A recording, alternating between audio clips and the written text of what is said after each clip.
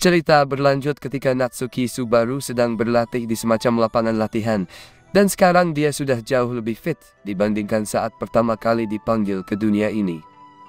Setelah buru-buru menyelesaikan latihannya, dia terbaring di tanah untuk mengatur napasnya, dan Beatrice datang menghampirinya, memuji usahanya. Sambil menghapus keringat, dia teringat bahwa sudah setahun sejak dia membuat perjanjian dengan Beatrice, dan dia berkomentar bahwa Beatrice masih lucu seperti dulu. Subaru juga menyebut kalau badannya sudah lebih berotot, tapi Beatrice hanya tertawa, menganggap itu lelukon. Subaru serius dan menunjukkan area latihannya kepada Beatrice. Tapi Beatrice masih nggak percaya kalau Subaru jadi lebih berotot, dan Subaru balas dendam dengan menggelitik Beatrice. Tiba-tiba, Petra datang memberitahu Subaru bahwa ada tamu di mansion, dan Emilia meminta Subaru untuk menemaninya menyambut tamu-tamu itu. Adegan beralih ke Subaru yang sudah di mansion Roswell, dan Mimi langsung melompat ke arahnya, begitu melihatnya. Mimi bilang kalau dia sudah tumbuh dewasa selama setahun terakhir, bahkan mengklaim dirinya sudah jadi perempuan dewasa. Tapi Subaru nggak yakin apakah tingkah laku Mimi cocok dengan perempuan dewasa. Subaru merasa sedikit kesal dan bertanya-tanya apakah Julius ada di sini juga, karena Mimi muncul. Tapi Mimi langsung meyakinkan Subaru kalau Julius nggak ikut. Mereka kemudian masuk ke dalam, dan Subaru bertemu Ram di depan ruang tamu. Seperti biasa, Ram menggoda Subaru karena sering bersama gadis-gadis kecil. Subaru langsung membantahnya, mengatakan kalau hubungan mereka itu murni, nggak seperti yang Ram maksud. Tapi Ram nggak terlalu peduli, dan Garfield mengundangnya masuk karena Emilia sudah menunggunya. Subaru mengintip sedikit ke dalam ruangan, tapi Rom langsung menendangnya masuk.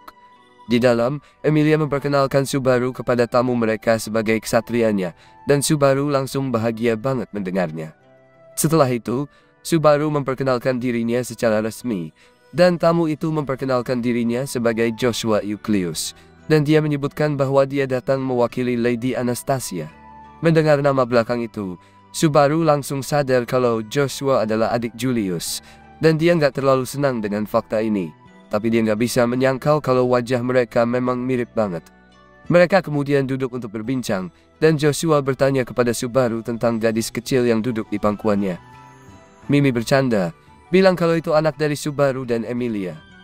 Subaru pun mengiyakan lelucon Mimi, tapi Emilia buru-buru mengungkapkan kebenarannya. Emilia pun menambahkan sambil bercanda bahwa dia cuma pernah sebatas ciuman sama Subaru, dan dia tahu kalau anak-anak nggak lahir cuma dari ciuman.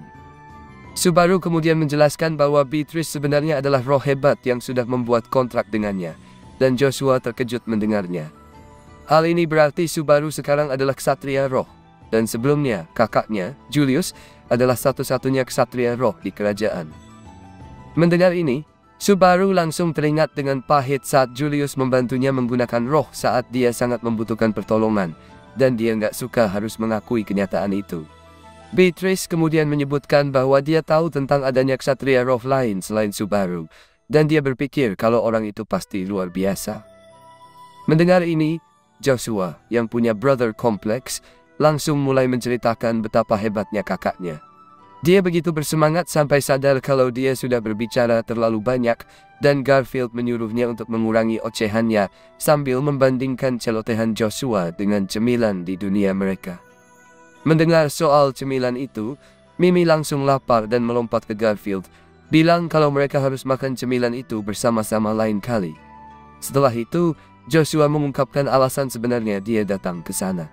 Dia memberitahu Emilia bahwa Lady Anastasia ingin mengundangnya ke sebuah pesta di kota air. Joshua menyebutkan bahwa Lady Anastasia juga sudah menemukan kristal mana yang selama ini dicari, dan dia memberitahu Emilia bahwa kristal itu ada di tangan seorang pedagang di Pristella.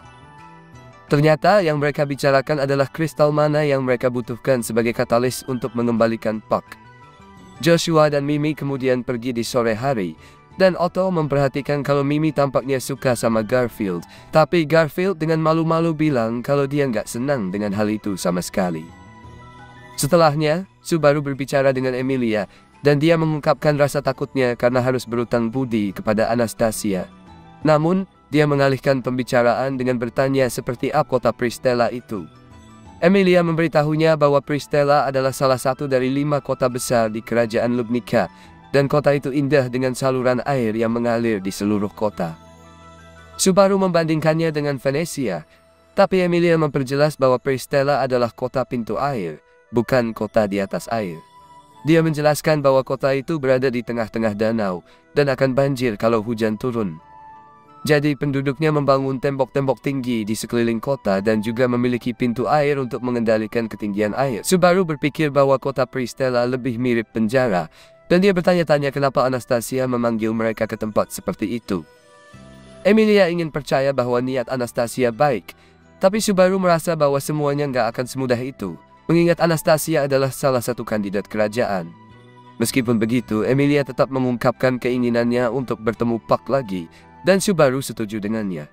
Setelah itu, mereka berbicara dengan Roswell tentang rencana pergi ke Pristella, dan Roswell setuju untuk mengirim Emilia dan Subaru ke sana bersama Otto, Garfield, dan Beatrice. Dia berpikir bahwa dengan Otto, negosiasi akan lebih mudah, dan Garfield bisa menjaga mereka kalau ada masalah. Pada malam harinya, Subaru seperti biasa menemui Rem yang masih dalam kondisi koma, dan dia menceritakan semua kejadian hari itu kepadanya. Keesokan harinya, kita melihat Subaru dan rombongan temannya dalam perjalanan menuju Pristella dengan kereta kuda. Otto menyarankan mereka untuk meninjau kembali kondisi seleksi kerajaan sebelum tiba di kota. Dia menjelaskan bahwa awalnya, yang perlu diwaspadai dalam seleksi kerajaan hanya Anastasia dan Duchess Crush, tapi sekarang keadaannya sudah berubah. Opini publik terhadap Emilia mulai berubah sejak kemenangan mereka melawan Paus Putih dan Uskup Agung Sloth. Faksi Priscilla juga mengalami perkembangan yang luar biasa. Setelah mewarisi wilayah mendiang suaminya, Priscilla dengan cepat menjalin aliansi dengan tokoh-tokoh berpengaruh yang terguncang. Dan sekarang dia dihormati sebagai Putri Matahari, semakin mendapat momentum setiap harinya. Otto kemudian membahas tentang Felt, yang sebelumnya hanya punya Reinhardt sebagai keunggulan, tapi sekarang dia fokus untuk memperbaiki kehidupan orang-orang di daerah kumuh. Dengan cara berpikirnya yang fleksibel, Felt berhasil membawa reformasi besar. Meskipun belum ada yang tersingkir dari persaingan, keadaan Crush tampak buruk karena dia menderita amnesia akibat pertarungannya melawan kultus penyihir.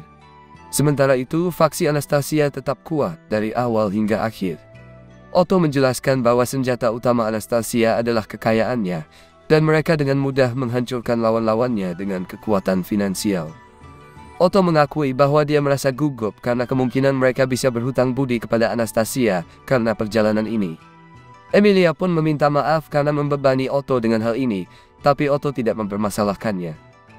Ketika mereka tiba di gerbang masuk ke kota Priscilla, melihat penjagaan ketat di sana, Subaru semakin merasa bahwa tempat ini benar-benar mirip penjara.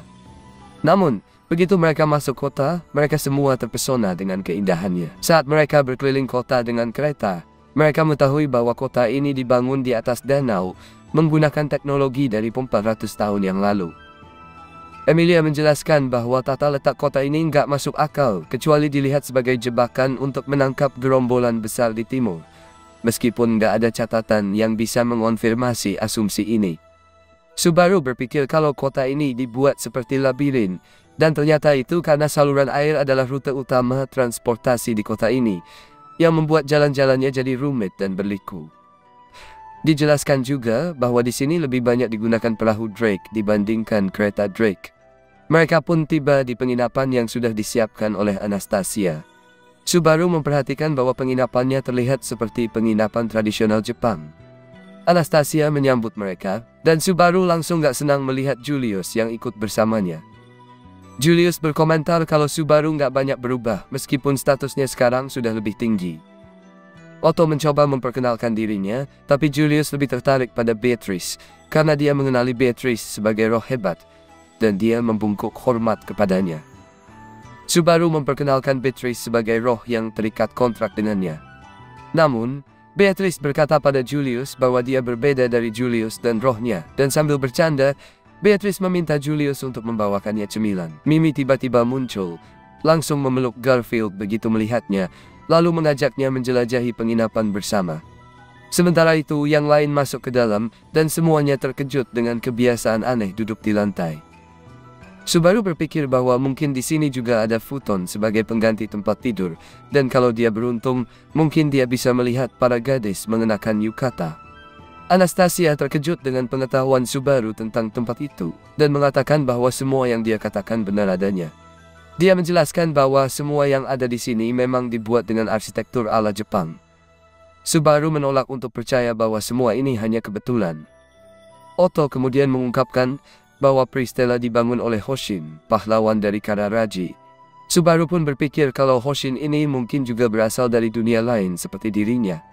Anastasia kemudian langsung membahas tujuan utama mereka. Dia memberitahu mereka bahwa kristal yang mereka cari ada di tangan Heir to Muse Trading Company, dan Joshua sudah mengatur agar mereka bisa ke sana naik perahu. Otto bertanya lebih lanjut tentang orang yang memegang kristal itu, dan Anastasia menyebutkan bahwa orang itu lebih dikenal dengan gelarnya daripada namanya. Dia mengungkapkan bahwa dia disebut sebagai penggemar penyanyi diva. Setelah itu, kita melihat mereka menuju perusahaan dagang menggunakan perahu. Subaru yakin bahwa orang yang akan mereka temui pasti aneh, karena namanya juga sudah terdengar aneh. Saat di perjalanan, dia memperhatikan bahwa aliran air di sisi lain mengalir ke arah yang berbeda, dan dia penasaran bagaimana cara kerjanya. Emilia menunjukkan beberapa menara yang digunakan untuk mengatur aliran air di dalam kota, menjelaskan bahwa kristal mana digunakan untuk memanipulasi arus air tersebut.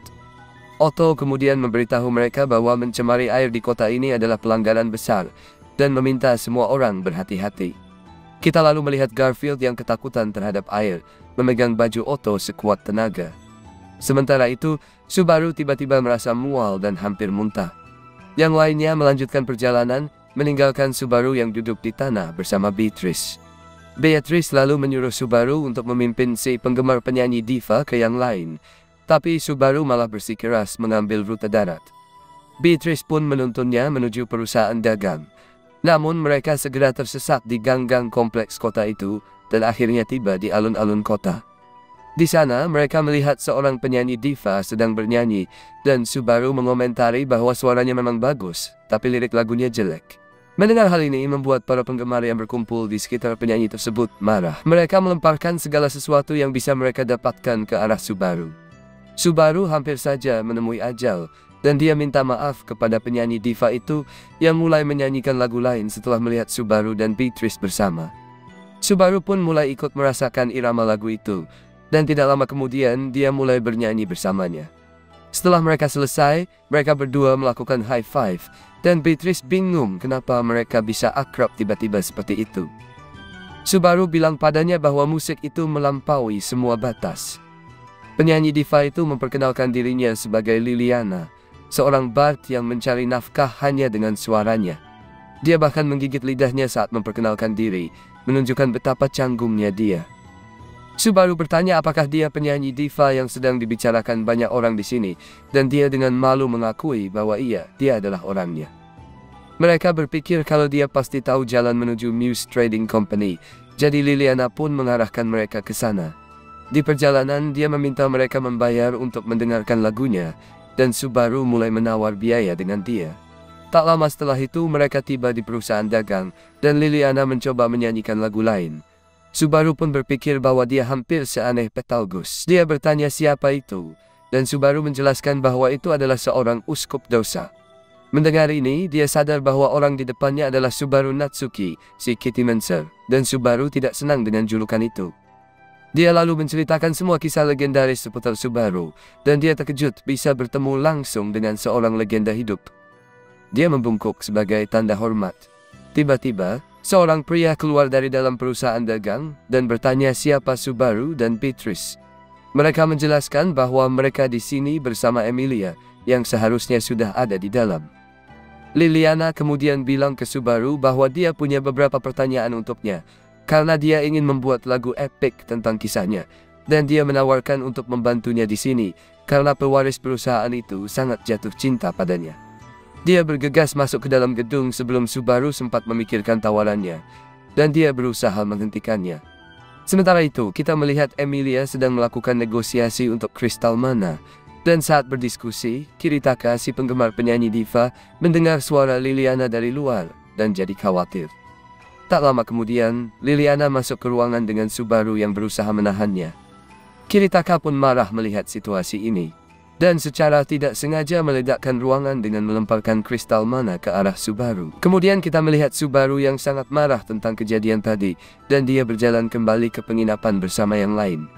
Di tengah jalan, Otto dengan sarkastis berterima kasih padanya karena telah merusak kesepakatan yang mereka miliki. Emilia mencoba menenangkan Subaru dan bilang agar dia tidak terlalu memikirkan hal itu, tapi dia malah bertabrakan dengan orang asing yang aneh. Orang itu minta maaf atas kelalaiannya, bilang bahwa dia terpesona oleh kecantikan Emilia dan berusaha menyentuh rambut peraknya. Namun, Subaru cepat-cepat mengintervensi dan memisahkan mereka. Dia mengakhiri masalah ini dengan mengatakan bahwa kedua pihak sama-sama bertanggung jawab. Lalu orang itu pergi dengan berkata bahwa mereka mungkin akan bertemu lagi jika takdir mereka bersatu. Otto kemudian menyebut bahwa mereka harus bernegosiasi lagi dengan penggemar penyanyi diva besok, dan dia pergi untuk menjalin beberapa koneksi di kota, karena ini adalah pertama kalinya dia di sini. Yang lainnya menuju penginapan, dan mereka melihat seseorang sedang bertengkar dengan Joshua di sana. Pria itu meminta untuk bertemu bos Joshua, tapi Joshua menolak untuk membiarkan orang yang tampak kumuh itu bertemu dengan Anastasia atau saudaranya. Emilia ikut campur dan meminta mereka untuk tenang, dan Subaru mengenali pria itu sebagai Chin. Orang itu adalah orang yang mencoba merampoknya saat pertama kali Subaru datang ke dunia ini. Pria itu menyatakan bahwa namanya adalah Rachins, bukan Chin, dan Subaru mencoba bersikap akrab dengannya, tapi Rachins mengklaim bahwa dia tidak mengenal Subaru. Garfield kemudian mencoba menghadapi Rachins, tapi dia merasakan kehadiran yang kuat di dekatnya dan menyadari bahwa Reinhardt berada di belakangnya. Dia menyerang, tapi Reinhardt berhasil memblokir serangan itu, dan mereka berdua saling menyapa. Subaru meminta Garfield untuk tenang dengan menyebut Reinhardt temannya, sehingga Garfield menghentikan serangannya dan memperkenalkan dirinya. Emilia kemudian meminta maaf kepada Reinhardt atas perilaku Garfield, dan mereka berbicara tentang pencapaian terbaru Feld. Namun, Reinhardt bilang bahwa pencapaian Feld tidak ada artinya dibandingkan dengan pencapaian Emilia. Dia meminta Subaru untuk menceritakan tentang pertarungannya dengan White Whale nanti, memberi isyarat bahwa dia tidak sepenuhnya asing dengan monster itu.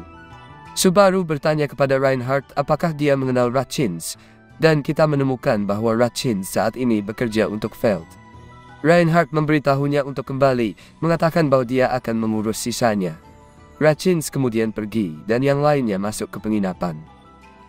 Subaru memperhatikan bahwa Garfield masih kesal karena Reinhardt dengan mudah menghentikan serangannya. Beatrice berpikir bahwa ini adalah pengingat yang baik bagi Subaru, bahwa dia bukan orang terkuat di dunia. Mereka kemudian masuk ke sebuah ruangan untuk menunggu Anastasia, dan mereka menemukan Ferris dan Crush di sana.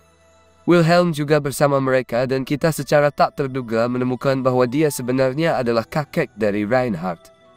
Kemudian pertemuan dimulai dengan kehadiran Anastasia, dan kita menemukan bahwa dia telah mengundang semua kandidat untuk takhta di sini, kecuali Priscilla, karena dia melakukan segala sesuatunya dengan cara sendiri. Subaru kemudian mengetahui bahwa Crush dipancing untuk datang ke sini karena Anastasia mengklaim memiliki informasi mengenai Archbishop of Gluttony, dan Subaru sangat marah karena dia tidak memberitahunya tentang hal ini. Anastasia menjelaskan bahwa Crush adalah pembeli yang lebih baik untuk informasi itu, dan Subaru hampir tidak bisa menahan amarahnya, membiarkan Julius berpikir bahwa dia telah dewasa. Anastasia memberitahu Subaru untuk tidak khawatir karena Crush tidak berniat mengecualikannya dari masalah ini. Crush kemudian memberitahu Subaru bahwa dia sadar bahwa masalah ini juga menyangkut dirinya, karena dia ingin membantu Rem. Dia setuju untuk mengatasi masalah ini bersama-sama, dan saat itu Feld masuk ke ruangan. Reinhardt terkejut melihat pakaian santai Feld, meskipun dia memilihkan gaun yang lebih terhormat untuknya. Feld menjelaskan bahwa ini lebih sesuai dengan gayanya. Dia kemudian menunjukkan sedikit kesopanan dengan menyapa semua orang secara resmi dan duduk. Saat dia berbicara tentang bangunan aneh dan kebiasaan di kota ini, Anastasia memberitahu bahwa tempat ini memiliki lebih banyak hal yang ditawarkan. Setelah itu, kita melihat Subaru duduk di kursi pijat, dan dia menyadari bahwa Garfield masih terlihat terganggu dengan kejadian sebelumnya bersama Reinhardt. Subaru memberitahunya untuk tidak khawatir karena dia sudah cukup kuat, tetapi Garfield tidak puas dengan jawaban itu, dan keluar untuk mendapatkan udara segar. Subaru berpikir bahwa Garfield mungkin akan merasa lebih baik setelah istirahat semalam. Beatrice tiba-tiba muncul di sampingnya mengenakan yukata. Subaru akhirnya menyadari kehadirannya dan memuji penampilannya, dan dia semakin terpesona saat melihat Emilia juga mengenakan yukata. Orang-orang lain kemudian muncul dengan pakaian serupa, dan Subaru berpikir mereka semua terlihat hebat. Mereka semua kemudian pergi untuk makan. Di tempat lain kita melihat Garfield sedang menatap kota sendirian. Dia melihat hantu Elsa yang menghantuinya, tetapi dia sangat sadar bahwa itu hanya serpihan dari imajinasinya. Meski begitu, dia masih berjuang untuk mengeluarkannya dari pikirannya. Dia memberitahunya betapa lemahnya dia, dan bagaimana dia hanya bisa membunuhnya karena keberuntungan, bukan karena kemampuannya. Hal ini membuat Garfield marah. Dia kemudian keluar dari lamunannya, dan Mimi datang menghampirinya. Dia menyadari bahwa Garfield tidak dalam suasana hati yang baik, dan menyuruhnya untuk santai dan mengikuti alur, karena dia lebih suka saat Garfield tertawa dan bertingkah bodoh. Garfield kesal dipanggil bodoh, dan dia mengejar Mimi saat dia berlari menjauh. Tak lama kemudian, dia sadar bahwa terus-menerus memikirkan kekurangan kekuatannya tidak akan membantunya, karena dia tidak bisa menjadi lebih kuat dalam semalam. Mimi lalu melihat sebuah perahu kecil yang hampir bertabrakan dengan perahu yang penuh anak-anak, dan Garfield melompat masuk untuk menyelamatkan anak-anak dari tenggelam dalam sekali aksi. Anak-anak itu terkesima dengan keberaniannya. Dan ketika mereka bertanya namanya, dia memperkenalkan diri sebagai Gorgeous Tiger. Mereka menganggapnya sangat keren. Setelah itu, kita melihat Subaru dan yang lainnya telah disajikan hidangan lengkap masakan Jepang. Subaru menikmati setiap suapannya, sementara Beatrice tanpa sengaja memakan sedikit wasabi yang membuat hidungnya terasa pedas. Di sisi lain, Garfield bercerita tentang kisah kepahlawanannya kepada salah satu anak yang dia selamatkan. Sambil mengantarkan anak itu pulang, Garfield bertanya apakah rumahnya dekat. Si anak mengungkapkan bahwa rumahnya tidak jauh, dan dia khawatir jika kakaknya akan marah karena dia tidak memberitahu bahwa dia keluar. Garfield bilang dia akan mengatasi masalah itu untuknya. Tak lama, kakak anak itu muncul dan memarahi dia karena pergi tanpa memberitahu siapapun. Garfield berusaha menenangkan kakaknya, tapi dia terdiam ketika melihat ibu mereka yang sangat mirip dengan ibunya. Setelah itu, kita melihat Subaru berjalan-jalan di luar malam hari, dan dia melihat Wilhelm. Melihatnya, Subaru berkomentar bahwa suasana ini sempurna untuk cerita cinta yang penuh kenangan. Wilhelm pun menghiburnya dengan cerita tentang dia dan istrinya, mantan Sword Saint. Setelah menyelesaikan ceritanya, Wilhelm memberitahu Subaru bahwa namanya kini sudah terkenal di mana-mana, tapi Subaru berpikir bahwa dia hanyalah orang lemah. Wilhelm membantah, mengatakan bahwa dia memiliki kemampuan untuk mengumpulkan orang di sisinya dan mencapai hal-hal yang tidak bisa mereka lakukan sendiri. Dia juga menyebutkan bahwa dia menyukai sisi lemah Subaru, dan ini mengarah pada situasi di mana dia dan istrinya menjalin hubungan. Hal ini sedikit mengangkat semangat Subaru. Wilhelm kemudian bertanya-tanya mengapa dia tidak bisa berbicara dengan cucunya seperti cara dia berbicara dengan Subaru, dan Subaru terkejut bahwa dia dan Wilhelm tidak akur meskipun mereka keluarga. Wilhelm menyebutkan bahwa dia memiliki 3 penyesalan dalam hidupnya yang tidak bisa dia jelaskan, dan salah satunya adalah penyebab keretakan antara dia dan cucunya. Dia mengakui bahwa dia menggunakan pemburuan pembunuh istrinya sebagai alasan untuk melarikan diri dari penyesalannya. Dan sekarang dia tahu bahwa saatnya untuk mendekati cucunya, karena dia sudah menuntaskan balas dendamnya. Tapi dia terlalu takut untuk melakukannya. Subaru kemudian memberitahunya bahwa Reinhardt memang meminta dia untuk memberitahu lebih banyak tentang pertarungan melawan Whale Putih. Dan dia menyatakan bahwa Wilhelm seharusnya menjadi orang yang memberitahu cucunya tentang hal ini, karena dia sudah menunggu lebih dari 10 tahun untuk ini terwujud seperti dirinya. Di pagi hari berikutnya, kita melihat Subaru dan Emilia melakukan pemanasan. Mereka menyadari bahwa Otto tidak memulai harinya dengan baik, karena dia sedang muntah akibat mabuk. Dia menjelaskan bahwa dia harus pergi minum semalam untuk membangun koneksi, dan dia kebablasan. Dia lalu bertanya tentang keberadaan Garfield, dan Subaru memberitahu tentang perilaku sensitifnya saat ini, sambil meminta Otto untuk bersikap baik saat Garfield kembali. Subaru kemudian bertanya kepada Otto tentang rencananya untuk negosiasi hari ini. Dia mulai dengan bilang bahwa mereka harus mulai dengan tidak melibatkan Subaru, tapi Feld langsung menyela. Subaru memperkenalkan Otto padanya, dan mereka penasaran apakah Reinhardt tidak bersamanya. Feld menjelaskan bahwa dia tidak mau diganggu oleh Reinhardt, dan tidak masalah meskipun dia tidak ada di sampingnya, karena dia bisa datang dengan cepat saat Feld memanggilnya. Tiba-tiba Reinhardt muncul dan bertanya kepada Feld apakah dia memanggilnya, dan melihat ini, mereka jadi berpikir bahwa Feld dan Reinhardt memang akrab sekali. Setelah itu, kita lihat semua orang berkumpul lagi, dan Anastasia bergabung bersama Julius dan Joshua. Dia nanya di mana Mimi dan Ricard, dan Julius bilang bahwa Ricard belum kembali, sementara Mimi pergi dengan Garfield. Hitaro dan Tebi sudah mencarinya sejak mendengar bahwa Mimi tidak kembali semalam, dan Anastasia senang mendengar kabar itu. Dia meminta Joshua untuk mengambil surat dari gerbang utama, dan Subaru sadar bahwa surat ini ada hubungannya dengan kelaparan. Anastasia kemudian memberi perintah kepada pelayan untuk membawa sarapan, dan saat melihat penyajiannya, Subaru sadar bahwa ini adalah okonomiyaki. Emilia dan Beatrice lalu siap-siap masak okonomiyaki untuk Subaru, tapi mereka nggak terlalu jago, beda sama Subaru yang udah pro banget. Dia bilang mereka harus coba masakan mereka sendiri sebelum disajikan ke orang lain. Kita juga lihat Reinhardt jago masak okonomiyaki, sementara Wilhelm kelihatan kesulitan. Tiba-tiba mereka dengar siaran, dan mereka jadi penasaran ini tentang apa. Anastasia ngasih tahu bahwa ini terjadi setiap pagi di sini, dan tujuannya untuk persiapan darurat, karena struktur kota ini nggak banyak punya jalur pelarian. Dari suara yang terdengar, mereka sadar kalau yang siaran adalah Kiritaka, dan dia bawa penyanyi untuk nyanyi lagu, yang bikin kecurigaan mereka semakin kuat.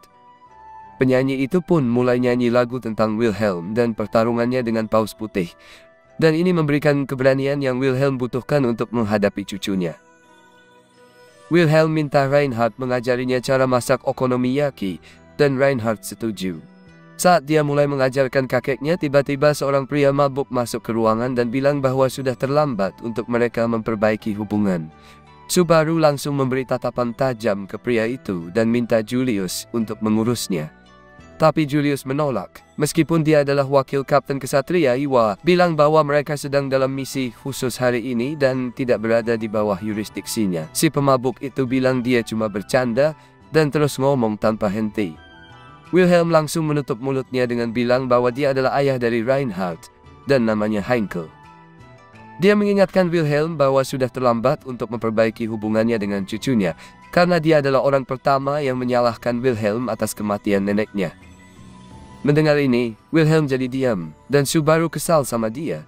Tapi sebelum dia meledak, Emilia nanya ke si Heinkel kenapa dia datang ke sini. Dia malah mengejek Emilia, dan itu bikin Subaru marah, tapi Emilia tetap tenang dan nanya lagi kenapa dia datang. Heinkel nggak punya jawaban, soalnya dia cuma datang untuk mengeluarkan komentar sinis kepada semua orang.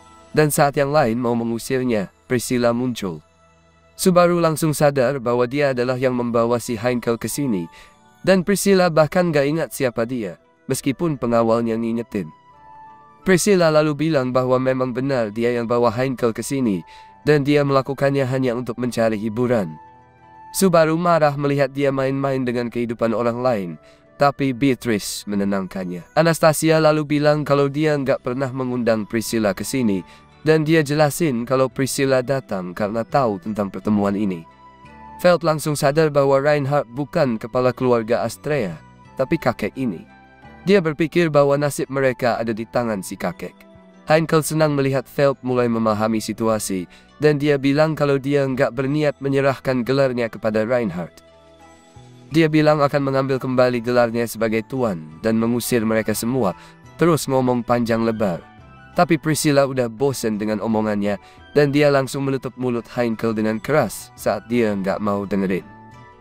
Setelah itu, Priscilla memanggil salah satu pelayannya, Schulte, untuk menarik Heinkel yang pingsan dan merawatnya. Schulte pun menyeret Heinkel keluar, sementara Feld bertanya-tanya apakah Heinkel serius mau mengusir mereka. Priscilla nanya, kalau dia serius, kamu mau ngapain? Feld jawab bahwa dia akan minta Reinhardt supaya kakek itu menyerahkan warisannya, dan dia bilang suatu hari nanti dia akan bikin Priscilla menangis dan menyesali kesombongannya. Setelah itu, kita lihat Subaru yang frustrasi karena dia lagi-lagi membiarkan kemarahannya menguasainya. Julius datang untuk menghiburnya, bilang bahwa kemarahannya itu justru bikin semua orang lain tetap tenang. Subaru merasa nggak nyaman mendengar pujian dari Julius, dan Julius berterima kasih padanya karena udah marah menggantikan dia. Subaru bilang dia cuma kesal karena udah muak sama si Heinkel itu, dan kalau Julius marah, seharusnya dia juga berani marah sendiri. Julius menjelaskan bahwa dia nggak bisa begitu, dan Subaru nanya, "Apa hatimu juga dipasangi armor kayak kamu?" Julius mikir dan menyadari kalau Subaru benar. Subaru kemudian penasaran apakah Heinkel pakai pengaruhnya sebagai anak dari Sword Saint untuk mendapatkan posisinya sebagai wakil kapten kesatria. Julius bilang itu salah satunya, tapi alasan utamanya adalah keluarga Astrea. Dia menjelaskan bahwa Heinkel saat ini adalah kepala keluarga Astrea, dan akan bahaya jika dia memberontak karena perlakuan yang tidak sopan. Subaru jadi marah mendengar bahwa kerajaan gak mempercayai Reinhard dan Wilhelm, dan Julius menjelaskan bahwa ini karena 15 tahun yang lalu, seorang anggota keluarga kerajaan diculik. Wilhelm dikirim untuk mencarinya, dan saat dia jauh dari ibu kota, ekspedisi istrinya melawan White Whale terjadi. Jadi dia nggak bisa ada di sana saat istrinya meninggal. Subaru menyadari bahwa kerajaan berpikir dia menyimpan dendam karena kejadian itu. Dan dia merasa kasihan sama Wilhelm karena dia tahu Wilhelm bukan orang yang seperti itu. Subaru bilang itu nggak masalah. Dan dia menyarankan Julius untuk berhenti jadi kesatria dan sesekali jadi dirinya sendiri. Setelah itu kita lihat Subaru jalan-jalan sama Emilia dan Beatrice. Dan mereka tiba di alun-alun kota. Mereka bisa mendengarkan musik Liliana lagi, dan Subaru merasa suaranya lebih keras dari sebelumnya. Mereka pun melangkah maju untuk melihat lebih dekat, dan kaget melihat Priscilla sedang menari mengikuti musik Liliana. Setelah penampilan selesai, Liliana memuji Priscilla karena gerakan tariannya yang luar biasa, dan kerumunan pun mulai bubar. Priscilla juga memuji Liliana atas nyanyiannya, dan Liliana memperhatikan Subaru. Dia bilang senang bisa menemukan Subaru di sini, karena dia nggak bisa memenuhi janjinya kemarin. Priscilla kemudian bertanya pada Emilia ada apa, karena dia terus menatapnya dengan intens, dan Emilia menjelaskan bahwa dia cuma terkejut melihatnya menari seperti itu. Priscilla bilang dia hanya menari saat suasana hati memanggil, dan lagu dari penyanyi ini memang sangat luar biasa. Ini membuat Liliana jadi merona, dan Priscilla meminta Liliana untuk bergabung bersamanya sebagai penyanyi, tapi dia menolak. Bilang kalau dia adalah seorang bard dan ditakdirkan untuk diterbangkan oleh angin. Dia menjelaskan bahwa dia nggak bisa terikat oleh tanah atau seseorang, sama seperti pendahulunya. Dia bilang klannya hanya meninggalkan lagu-lagu di hati orang-orang, dan dia berencana untuk melanjutkan cara hidup seperti itu.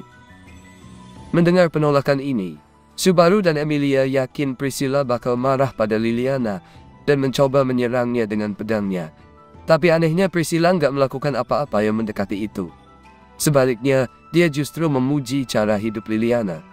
Yang lain pun kaget dengan ini dan Priscilla menyatakan bahwa dia nggak peduli jika Liliana nggak mau bekerja untuknya, karena seluruh dunia ini adalah miliknya. Artinya semuanya di dalamnya juga miliknya. Dan nggak perlu dia untuk menjaga semua yang dia mau agar tetap terjangkau, karena dia bisa mendapatkan semuanya kapan saja dia mau, karena seluruh dunia ini adalah tamannya. Setelah semuanya tenang, Liliana memutuskan untuk menyanyikan sebuah lagu untuk mereka semua. Tapi sebelum itu, dia meminta Subaru untuk pergi mengambil beberapa camilan untuknya. Dia sebenarnya tidak mau, tapi dia bersikeras, dan akhirnya dia setuju dengan enggan. Kita lalu melihatnya dalam perjalanan pulang setelah membeli camilan, dan dia bertabrakan dengan Rachins, yang kaget melihat Subaru di sini. Subaru mencoba bersikap akrab lagi, tapi Rachins nggak suka dengan itu, dan tiba-tiba mereka mendengar suara dari atas. Mereka melihat seorang wanita yang sedang berbicara kepada semua orang dari atas menara, dan dia minta maaf karena mengganggu mereka. Dia memperkenalkan diri sebagai uskup amarah bernama Sirius. Semua orang, termasuk Subaru, terkejut mendengar ini, dan saat dia bertepuk tangan, semua orang menjadi tenang. Mereka semua mendengarkan dia, dan dia sekali lagi meminta maaf karena mengambil waktu berharga mereka. Dia bilang ada sesuatu yang ingin dia konfirmasi, dan dia siap menjawab pertanyaan apapun yang mungkin mereka miliki.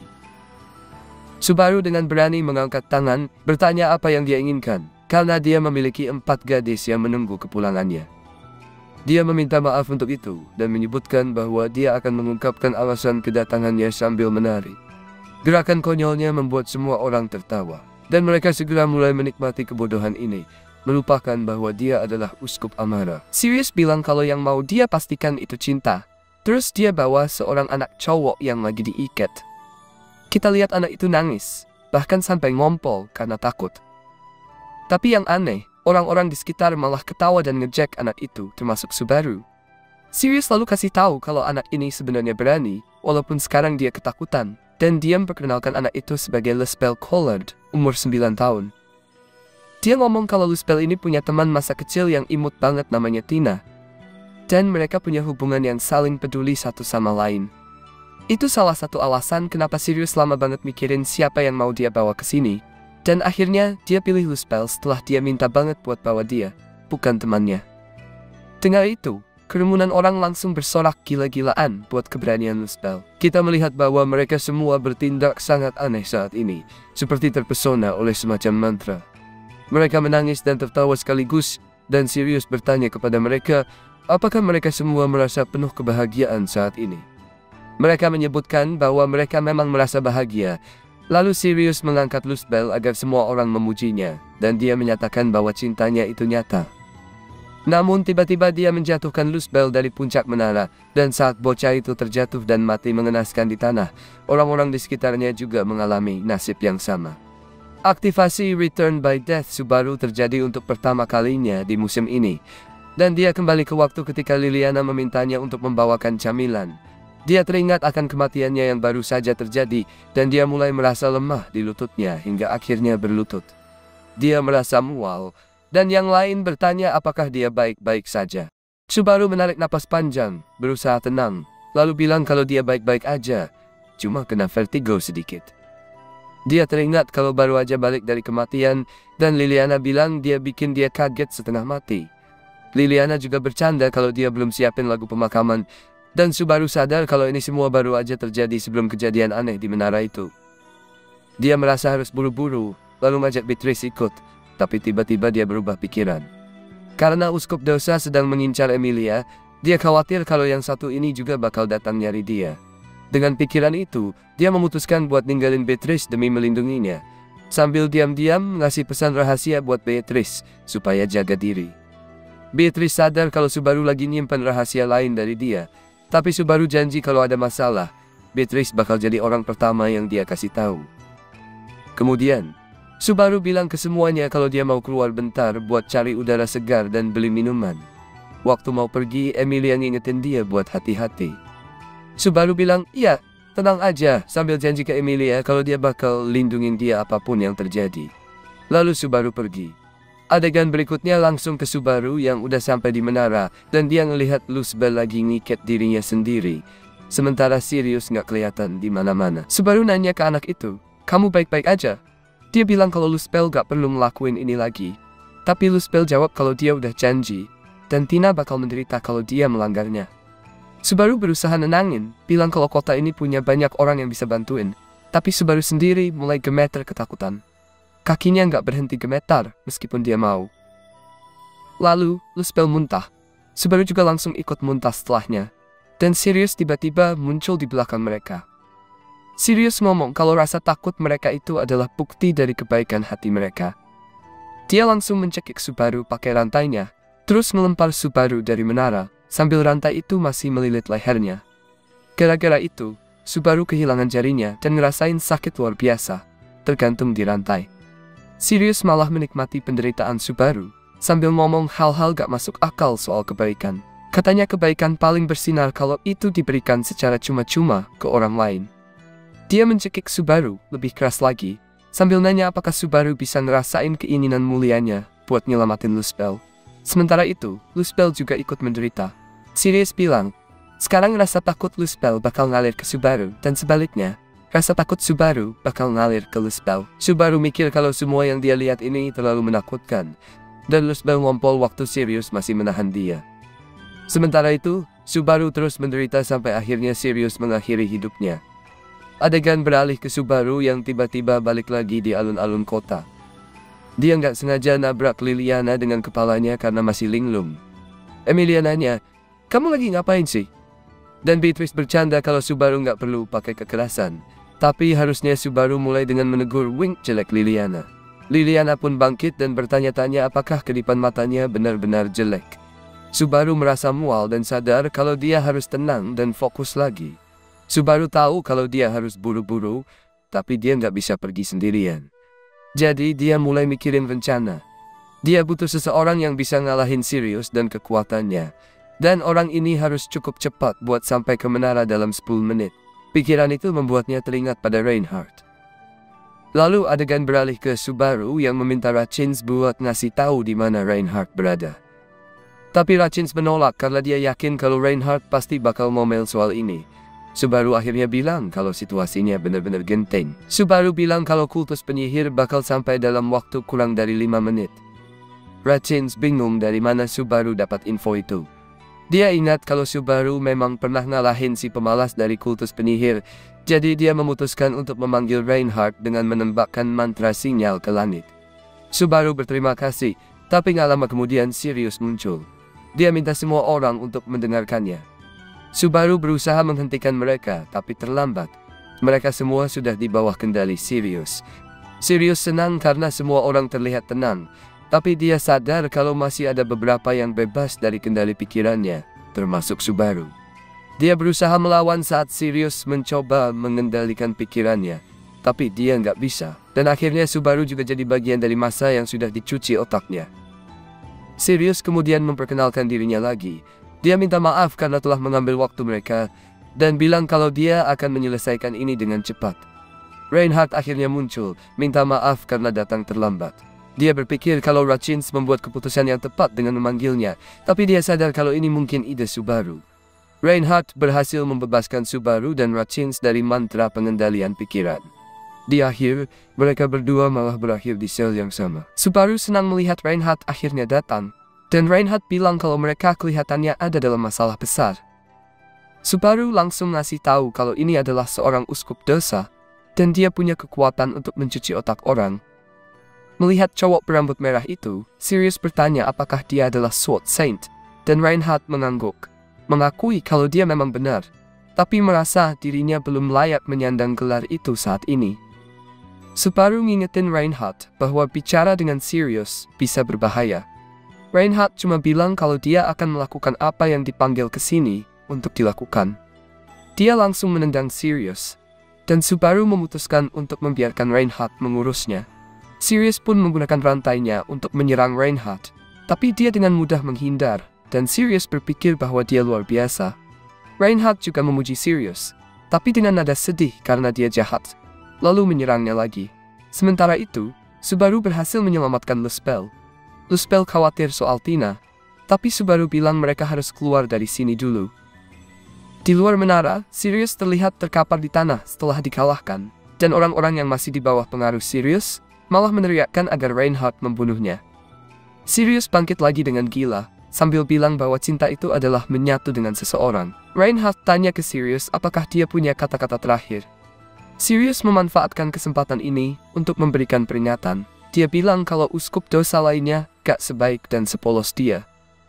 Kalau Reinhardt minta kata-kata terakhir dari mereka, dia bakal ketemu nasib yang mengerikan. Reinhardt bilang kalau dia bakal mengingat peringatan itu, dan dia bersiap untuk menghabisi Sirius. Subaru mulai merasa ada yang salah.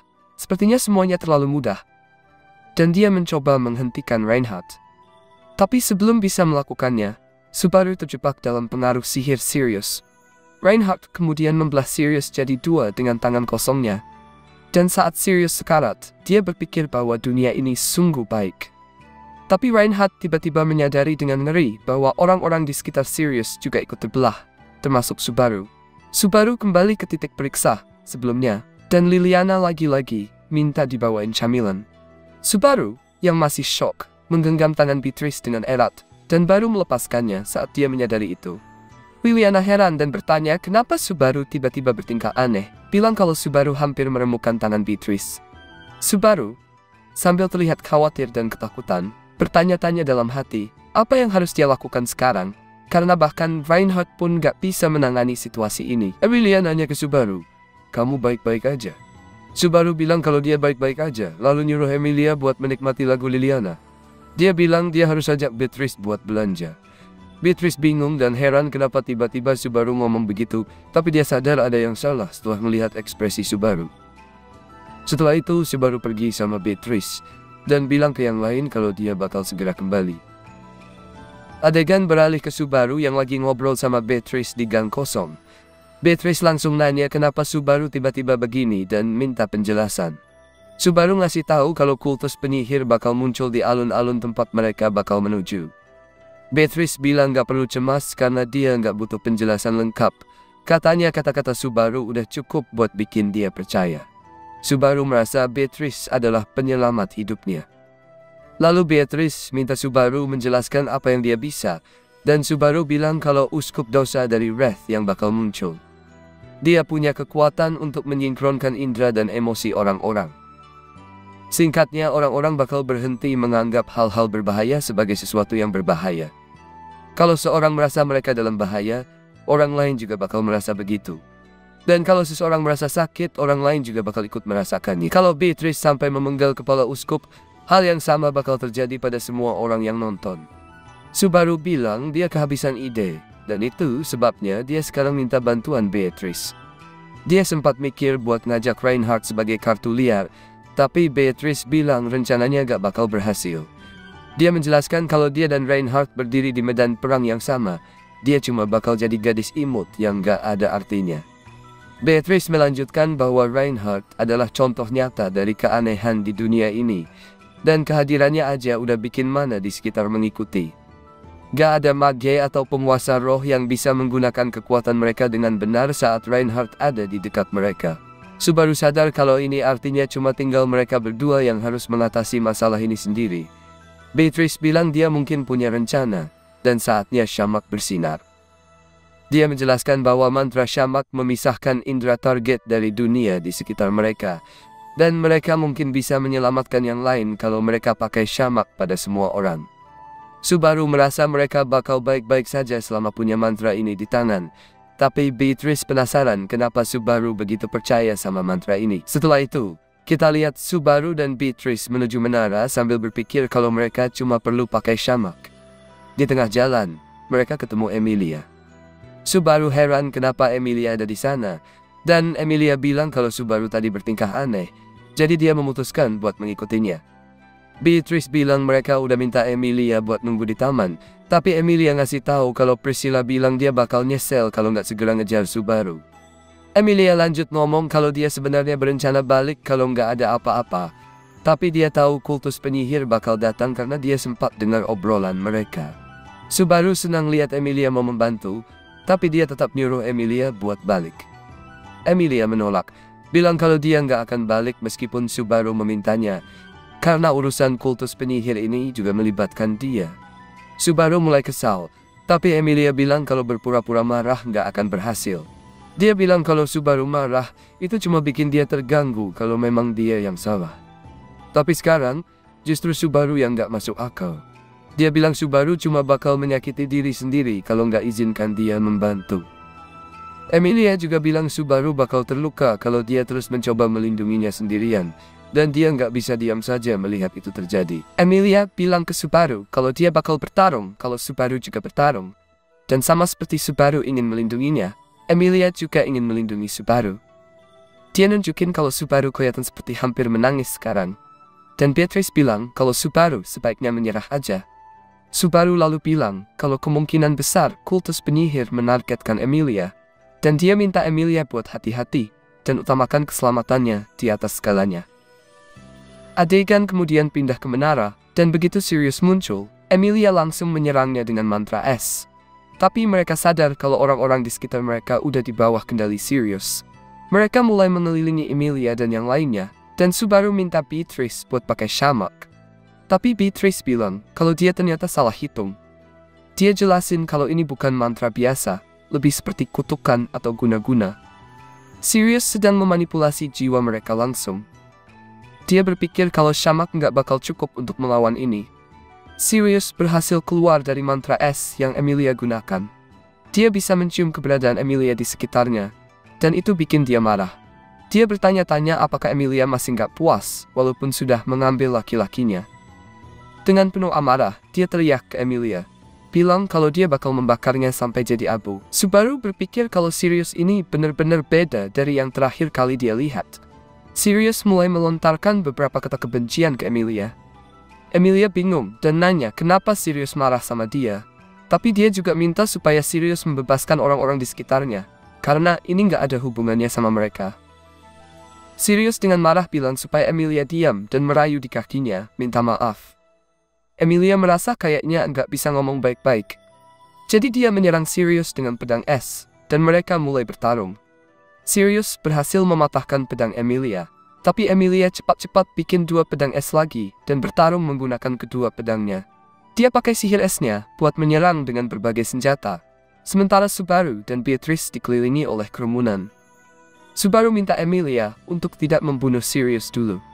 Emilia ngerti, dan Beatrice menggunakan mantra pada Subaru supaya dia bisa melompat tinggi dan mencapai puncak menara. Di sana, Subaru menemukan Luzbel dan membebaskannya.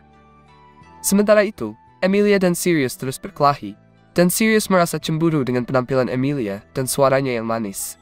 Dia bilang kalau semua itu yang dia gunakan untuk menawan pria yang dia cintai dan mencurinya dari Sirius. Sirius menyebut Emilia sebagai seorang pelakor, dan Emilia minta supaya Sirius jangan asal menuduh. Dia bilang penampilannya sama dengan wanita paling keren di dunia, dan dia mengancam akan marah kalau Sirius terus ngomong jelek tentang penampilannya. Sirius menjawab kalau dialah yang berhak marah, lalu dia membungkus dirinya dengan api ungu. Emilia langsung menyerang, menerobos api di sekeliling Sirius. Tapi dia melihat kalau Sirius udah mengambil seorang anak sebagai sandera. Ternyata anak itu adalah Tina, dan Sirius melemparnya ke samping untuk menyelesaikan Emilia dengan apinya.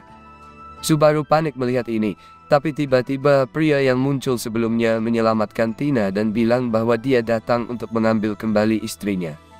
Dia memperkenalkan dirinya sebagai uskup keserakahan, Regulus Cornelius, dan bilang kalau dia datang untuk menjadikan Emilia sebagai pengantin ke-79-nya.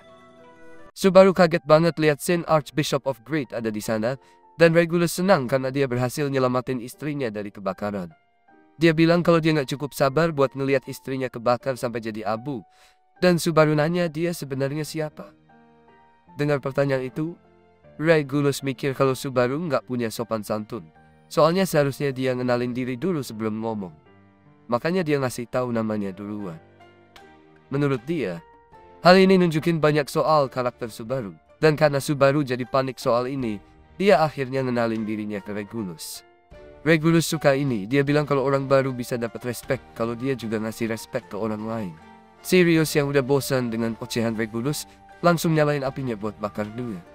Lalu adegannya beralih ke Otto yang lagi belanja kue. Setelah dia beli kuenya, dia jalan menuju Kiritaka. Di jalan, dia ngelihat seorang anak yang lagi ngobrol sama penjaga. Dan penjaga itu bilang ke anak tersebut buat jangan main-main di sini. Tapi si anak dengan suara yang menakutkan bilang kalau dia udah tahu, dan dia ngasih tahu kalau tempat ini sebentar lagi bakal jadi dapur mereka. Anak itu bilang penjaga ini bahkan gak cukup bagus buat jadi makanan pembuka. Dan si penjaga bingung maksudnya apa. Tapi, si anak itu langsung menghancurkan penjaga dengan kekuatannya yang super. Dan semua orang di sekitar situ langsung kabur ketakutan melihat kejadian itu. Anak itu kemudian melihat Otto, yang saking takutnya sampai nggak bisa lari. Otto dengan gemetar nanya siapa dia. Anak itu ngenalin dirinya sebagai Saint Archbishop dari Witch Cult yang mewakili Gluttony, dan namanya Libatan Kaitos. Sementara itu, Subaru khawatir tentang Emilia yang kebakar, tapi Regulus cuma meniup apinya sampai padam. Regulus heran apakah Sirius nggak punya sopan santun, karena nggak sopan dong melempar api ke orang sebelum mereka punya kesempatan buat ngomong. Dia bilang kalau dia tahu Sirius agak nggak waras, jadi dia biasanya ngelapasin aja kelakuan anehnya. Tapi kali ini, dia nggak bisa terima karena Sirius nyoba nyakitin orang yang dia cintai. Regulus bilang kalau dia bakal balas dendam karena Sirius udah berani nyoba nyakitin orang kesayangannya. Tapi Sirius malah jawab kalau sebenarnya dia yang marah. Subaru kaget karena ternyata dua orang ini nggak ada di pihak yang sama, dan dia nyuruh Luzbel buat pergi dari situ. Anak itu khawatir tentang Tina, tapi Subaru bilang biar mereka yang urus. Jadi Luzbel kabur dengan harapan mereka bakal nyelamatin Tina. Sirius kemudian menyerang Regulus dan Emilia lagi. Tapi Regulus tetap selamat dari serangan itu. Regulus bilang ke Sirius buat sadar diri, karena dia jelas nggak sebanding sama dia. Subaru kemudian berhasil nahan Regulus pakai cambuknya, dan dia minta Regulus buat ngelepasin Emilia. Subaru lalu pakai mantra buat bikin asap, dan dia manfaatin situasi itu untuk gabungin sihir dan lewat begitu aja nembus tubuh Regulus. Dia jelasin kalau ini hasil latihannya sama Beatrice, dan ini adalah mantra original yang bisa memisahkan mereka berdua dari dunia. Setelah itu, Subaru nyerang Regulus pakai sihir tangan tak terlihat milik Betelgeuse, dan dia berhasil nenain Regulus. Tapi sayangnya, Subaru nggak bisa bergerak setelah itu, karena dia belum sepenuhnya menguasai mantra tersebut. Regulus marah lagi, dan nanya apa yang bakal terjadi kalau mantra itu kena istrinya. Dia bilang seharusnya nggak perlu ngajarin seorang pria buat bersikap baik sama perempuan. Subaru nggak terima, dan bilang kalau Regulus nggak punya hak buat nyebut Emilia sebagai istrinya. Subaru juga bilang kalau Emilia itu bakal jadi istrinya. Regulus senang akhirnya tahu nama Emilia, dan Subaru kaget karena ternyata Regulus belum tahu namanya, tapi pengen banget jadikan dia sebagai istrinya. Subaru nanya kenapa Regulus pengen menikah sama Emilia, dan Regulus jawab kalau itu karena wajahnya. Regulus bilang kalau kecantikan luar itu yang paling penting dalam cinta, dan ini bikin Subaru bengong gak bisa ngomong apa-apa saking salahnya dia.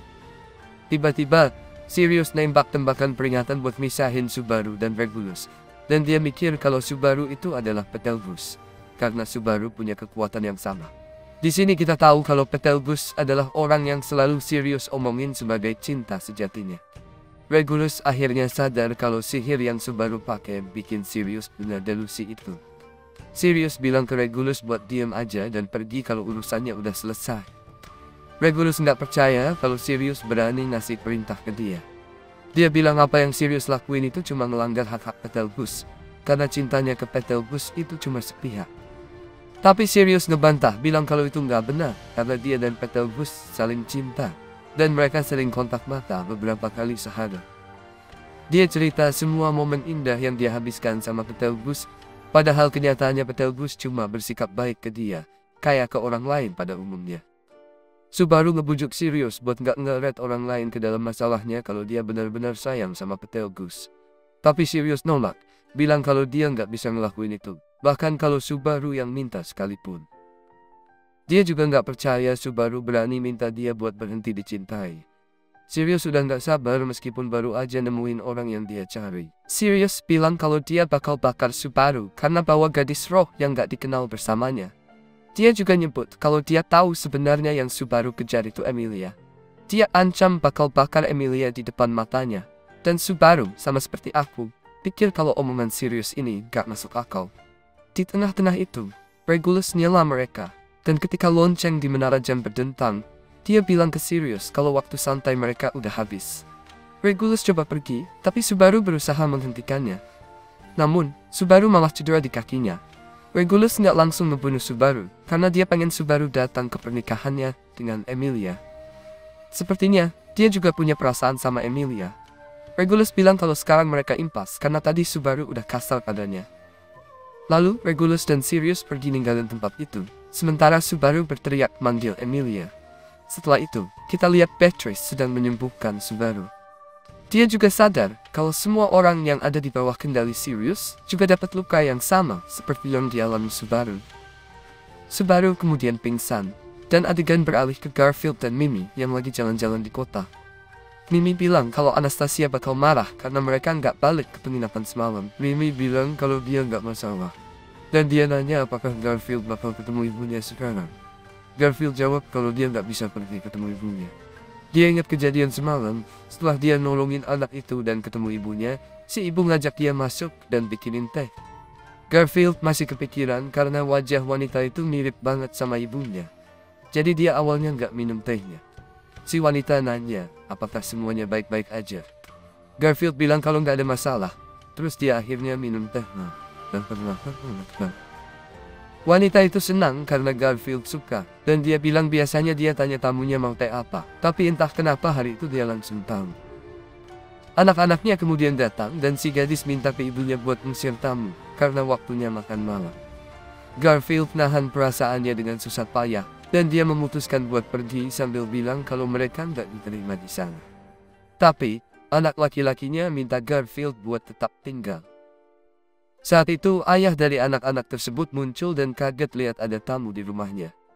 Garfield bilang kalau mereka mau pergi dan dia langsung lari keluar dari rumah itu. Pas dia lari, Garfield mulai dapat penglihatan tentang Elsa yang ngatain dia, dan dia jatuh terjerembab ke tanah. Garfield ngulangin lagi ke ayah itu kalau mereka emang mau pergi, dan dia langsung kabur keluar rumah. Mimi akhirnya nyusul Garfield dan nanya apakah dia baik-baik aja, tapi Garfield bilang kalau nggak ada apa-apa. Tak lama kemudian, ayah dari anak-anak itu juga datang berlari ke arah mereka, dan dia berterima kasih karena Garfield udah nyelamatin anaknya. Dia nanya apakah ada hal yang bisa dia lakuin buat Garfield sebagai balasan. Garfield bilang kalau dia punya satu pertanyaan, dan dia nanya ke pria itu, apakah nama asli istrinya itu Risnya. Si pria kaget. Nggak ngerti gimana Garfield bisa tahu soal istrinya, tapi akhirnya dia mutusin buat jujur. Dia cerita kalau dia pertama kali ketemu istrinya Reala, 15 tahun lalu. Waktu itu dia baru aja kehilangan ingatan. Pria itu jelasin kalau pas dia pulang dari perjalanan bisnis, dia nemu lokasi longsor batu, dan Reala terkubur di bawahnya. Garfield langsung mikir kalau ini alasan kenapa ibunya nggak pernah kembali setelah pergi cari ayahnya. Pria itu bilang dia nyelamatin Reala, dan satu-satunya petunjuk yang dia temuin tentang identitasnya cuma huruf pertama dari nama di name tag-nya, yaitu R. Karena itulah orang-orang mulai manggil dia Reala, dan setelah itu mereka menikah. Pria itu lalu nanya apa hubungan Garfield dengan Reala, tapi Garfield dengan berat hati menyangkal punya hubungan apapun sama dia. Tak lama, Reala datang berlari ke arah mereka. Reala kemudian memberikan Garfield dan Mimi beberapa sorry buat ngucapin terima kasih. Setelah itu, mereka berdua pergi. Kemudian Mimi dan Garfield duduk di atap sebuah rumah. Mimi nanya apakah Garfield bakal nangis. Garfield jawab kalau dia nggak akan nangis, dan Mimi nanya lagi apakah Reala itu ibunya. Mimi bilang kalau Reala baunya mirip banget sama Garfield, dan dia pikir mungkin itu alasannya. Garfield bilang kalau dia sendiri nggak yakin. Mimi lalu mendekat dan bilang kalau dia tahu, seorang pria nggak bisa nangis kecuali di tempat yang tepat. Dan tempat yang paling pas buat nangis adalah di pelukan wanita yang dia cintai. Garfield buru-buru klarifikasi kalau dia nggak punya perasaan apa-apa sama Mimi. Tapi Mimi bilang kalau nggak apa-apa, karena dia cinta sama Garfield. Dia lalu memeluk Garfield, dan Garfield langsung nangis sejadi-jadinya. Bertanya-tanya kenapa ibunya harus melupakannya. Balik ke masa sekarang, Mimi nanya lagi apakah Garfield benar-benar yakin gak mau ketemu ibunya. Dan Garfield bilang kalau dia yakin. Tapi Mimi bilang kalau dia susah memahami itu, karena dia sendiri gak punya ibu. Dia jelasin kalau dia dibuang karena orang tuanya gak mau repot ngurus anak kembar 3. Garfield lalu mengelus kepala Mimi dengan lembut. Mimi kemudian bilang kalau mereka harus makan soari itu. Dan setelah makan, mereka setuju kalau rasanya enak banget. Mereka kemudian mendengar siaran yang bergema di seluruh kota. Orang yang menyiarkan itu memperkenalkan dirinya sebagai Lubnika, uskup dosa nafsu. Dia meminta semua orang untuk berlutut di hadapannya, dan adegan beralih ke Subaru yang baru bangun. Dia melihat Aldebaran di depannya, dan Aldebaran bilang kalau Subaru benar-benar terlibat dalam masalah besar kali ini. Dengan cemas, Subaru bertanya di mana Beatrice dan Emilia. Aldebaran bilang dia nggak tahu soal Emilia, tapi dia nunjukin kalau Beatrice sedang tidur. Subaru merasa lega melihat Beatrice baik-baik saja, tapi Faris mengingatkannya untuk nggak terlalu banyak bergerak karena dia butuh istirahat total. Aldebaran setuju, karena kaki Subaru hampir copot ketika mereka menemukannya. Beatrice adalah orang yang menyambungkan kembali kakinya pakai sihir. Dia juga melakukan hal yang sama kepada yang lain yang kena cedera serupa, dan ini menghabiskan banyak mana Beatrice, membuatnya jatuh dalam tidur yang dalam. Aldebaran menjelaskan kalau Luzbel yang memimpin dia ke alun-alun tempat dia menemukan Subaru dan yang lainnya. Subaru kemudian khawatir apakah Beatrice akan baik-baik saja. Faris bilang kalau Beatrice nggak akan sembuh, cuma dengan tidur. Faris bilang kalau mungkin mereka bisa membangunkan Beatrice dengan cara menggantikan mana yang dia gunakan. Subaru merasa nggak punya waktu buat bersantai di momen sepenting ini, tapi Faris menyentuh kakinya, yang membuat Subaru kesakitan. Dan dia bilang supaya Subaru nggak terburu-buru dan buang-buang nyawa. Subaru paham, lalu dia berterima kasih ke Faris dan Al karena sudah menyelamatkan. Faris kemudian bilang kalau Subaru bisa ikut diskusi yang sedang diadakan Crush dan yang lainnya di lantai atas, kalau dia memang ingin menyelamatkan Emilia. Adegan pun beralih ke Subaru yang ikut serta dalam diskusi itu. Dari sana Subaru mengetahui kalau sekte penyihir menjadikan perusahaan dagang News sebagai markas mereka. Subaru bertanya-tanya kenapa mereka memilih tempat itu. Dan Anastasia menjelaskan kalau Kiritaka, pemilik perusahaan tersebut, adalah salah satu anggota Dewan 10 Priscilla, dan juga salah satu dari 10 orang paling penting di kota. Subaru kaget mengetahui kalau Kiritaka adalah orang yang sangat dihormati, dan Crush bilang kalau dia saat ini sedang sibuk mengurus evakuasi warga. Subaru lalu menanyakan keadaan kota, tapi sebelum menjawab, Crush memastikan terlebih dahulu apakah Subaru yakin bahwa dia diserang oleh Uskup Dosa. Subaru bilang kalau ada 2 orang, dan Wilhelm menyebutkan bahwa mereka bisa mengasumsikan bahwa siaran itu nyata. Subaru bingung mereka lagi ngomongin apa, dan Crush menjelaskan bahwa ada siaran 1 jam yang lalu yang dilakukan oleh Uskup Dosa. Wilhelm berpendapat bahwa mereka pasti sudah menguasai keempat menara kontrol juga, karena ada bendera dengan lambang sekte penyihir di atas menara-menara itu. Dia menambahkan bahwa kota ini akan tenggelam kalau pintu air dibuka, dan dijelaskan bahwa suara di siaran itu milik Uskup Nafsu. Subaru kaget mendengar ini, dan Crush bilang bahwa Uskup itu mengumumkan bahwa Priscilla sekarang milik sekte penyihir. Subaru penasaran apakah ini bikin panik di kota, tapi dia mendapati bahwa enggak, karena kota ini sudah siap untuk bencana terkait air, dan para penduduk sudah mencari perlindungan. Subaru kemudian bertanya-tanya apa yang diinginkan para uskup, dan Anastasia menjelaskan bahwa mereka mengincar sisa-sisa penyihir yang ada di kota ini. Anastasia penasaran apakah Subaru sudah mendengar bagaimana kota ini terbentuk. Dan Subaru menjelaskan bahwa dia sudah mendengar kalau seluruh kota ini dibangun sebagai jebakan untuk menangkap sesuatu. Anastasia bilang bahwa itu adalah penyihir yang mereka tangkap dalam jebakan ini, dan mereka membanjiri kota untuk menghancurkannya. Sisa-sisa penyihir itu masih ada di suatu tempat di kota ini. Dan dia yakin itulah yang dicari oleh sekte penyihir. Sementara itu, kita melihat Garfield dan Mimi sedang menuju untuk bertemu Emilia dan Subaru. Tapi mereka dihentikan oleh Reala di tengah jalan. Reala nanya apakah mereka sudah melihat anak-anaknya, karena keduanya pergi bermain dan tidak ada di tempat perlindungan. Dia menjelaskan bahwa Miktia yang digunakan untuk siaran ada di gedung pemerintah kota, dan suaminya bekerja di sana. Dia kemudian minta maaf karena tiba-tiba menceritakan masalahnya dan berharap semuanya akan berjalan baik, karena anak-anaknya mendengarkan siaran di seluruh kota setiap hari, dan suaminya juga berhati-hati. Tapi Garfield bilang bahwa dia akan mencari anak-anaknya untuk Reala.